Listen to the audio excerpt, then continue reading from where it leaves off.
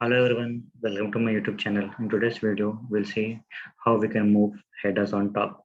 So generally, while we are working on dashboards or working on charts, some clients might specifically request that they want headers on top. So to do that, what I'm doing is I'm simply first creating my view using my subcategory as a dimension, and I'm using sales as my measure.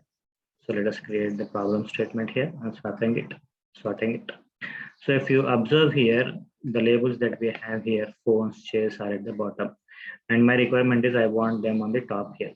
So to do that, go to your analysis, go to table layout. So in this, click on the advanced option. So here you see, show innermost level at the bottom of view. So you just uncheck this and click on apply. That's it. Got your headers on the top. So that's it from my side in this video. Please like, share, and subscribe. Have a good day. Bye.